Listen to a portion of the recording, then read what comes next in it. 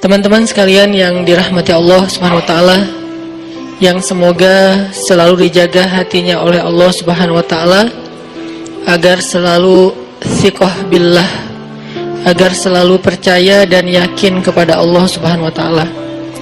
Karena kelemahan kita itu berawal saat kita mulai meragukan Allah. Dalam segala dinamika hidup, kita selalu butuh Allah. Kita butuh Allah ketika Allah kasih kita ujian.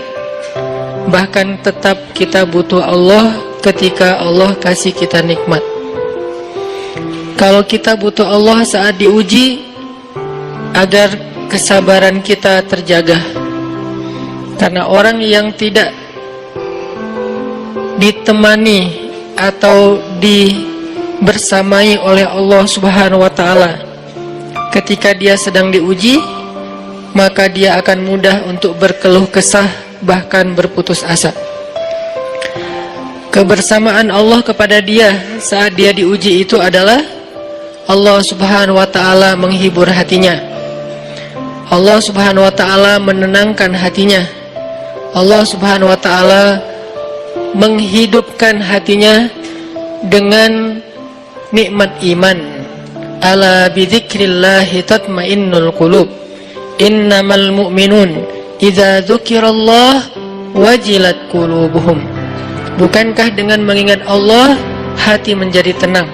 Dan orang yang beriman apabila diingatkan dengan nama Allah, disebut nama Allah, maka hatinya akan bergetar. Ini bentuk Allah membersamai hambanya ketika dia dalam keadaan diuji. Allah menghiburnya dengan kalimat, alam yajidka yatiman fa'awa wa wajadaka dhallan fahada wa wajadaka ailan fa'aghna. Allah menghiburnya dengan kalimat, inna a'tainakal kautsar. Allah menghiburnya dengan kalimat, kalla saya'lamun summa kalla saya'lamun. Allah menghiburnya dengan kalimat, la tahzan innallaha ma'ana.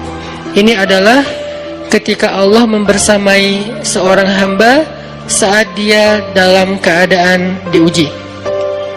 Allah membersamai hamba juga ketika dia dalam keadaan diberi nikmat. Karena tanpa itu, maka seseorang akan jatuh justru kepada dosa-dosa karena dia mendapatkan banyak kenikmatan hidup.